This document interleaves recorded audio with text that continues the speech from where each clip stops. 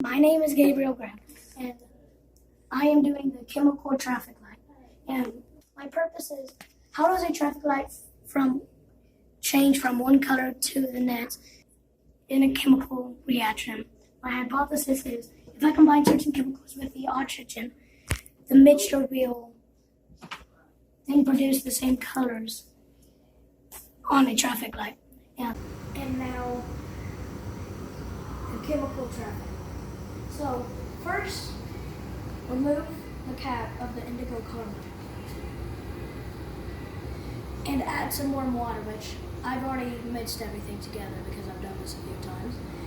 So just go, when you've done it, put your lid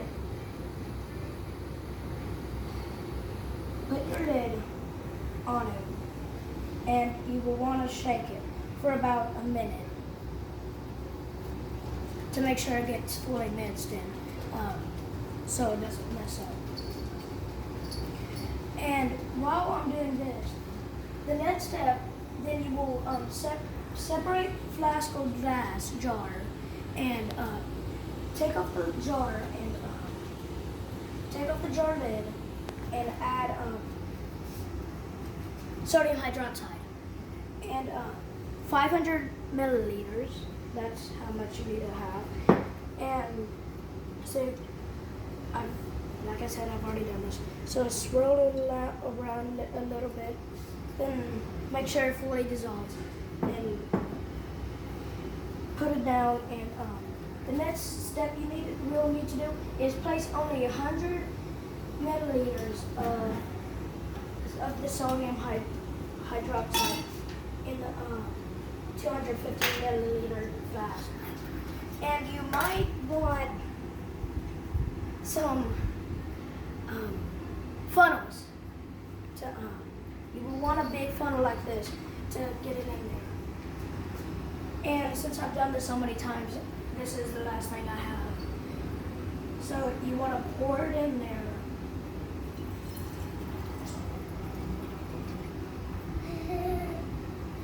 There, 150 milliliters. It might not look like it, but it is. And then you want to add about 2 to 3 milliliters of indigo carmine. This will add glucose first, sorry. I haven't done this in a bit.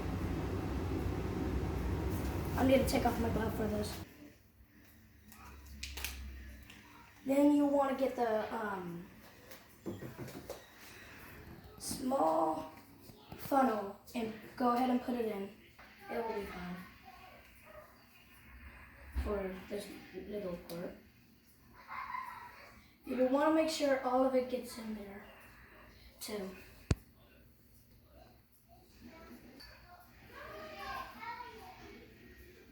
There. We just need to make sure all of it gets in there.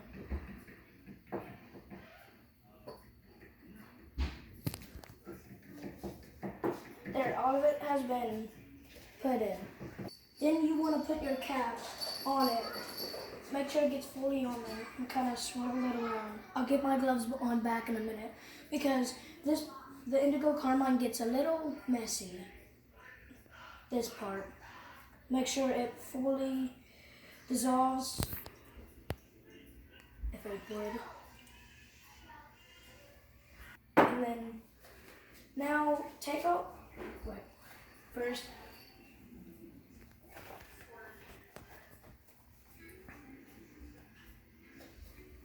Get the gloves back on.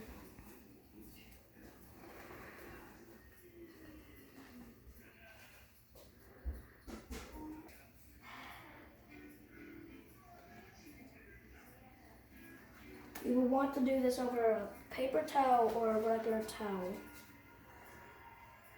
You need 2 milliliters of indigo carmine, and I close the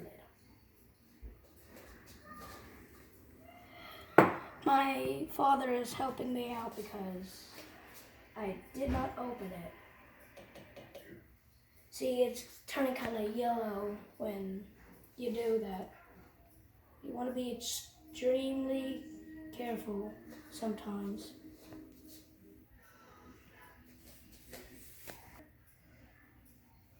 Now you want to kind of shake it a little bit so the solution will kind of mix around.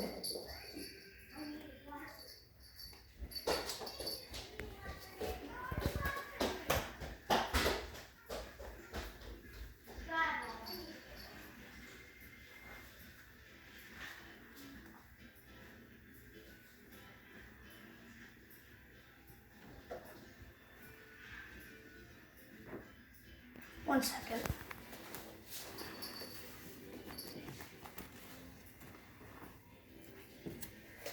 Okay, so kind of stir it around to get the solution kind of mixed. I think this is as long as possible. And then after you do that, let it sit there for a minute. And what you want to do is you'll want to watch it, and because it's really fascinating to see this mix up with all the other chemicals and make this color. The air is going under the chemicals, so the solution, so it will turn colors, and when all the air leaves the solution, it will turn back to yellow. Look, it's like a darkish yellow orange. Now, time to see it. Hold on. Well, it's about Still going. We're about to change it. The next color is... It's already been green and it's going back to red and then it's going back to yellow. I'm just seeing if it'll turn back yellow. It's been red for a little bit. It has turned back to yellow. And that was a chemical traffic light experiment. That was all. The conclusion is, my original hypothesis was almost correct. However, after my research in the experiment itself, I realized that the reason the colors can change back to its original state is because the chemicals can work on its independent catalyzed, and when shook or oscillated means the same thing as shake or swirled. It produces a bistable system. This interaction with additional substances creates a medium reaction, and when oscillating, it creates the changes in color. When left alone, the state of chemicals revert back to their original form, returning to the previous colors, from green to red and back to yellow. And that was the chemical traffic light. Thank you for joining with me today. Awesome.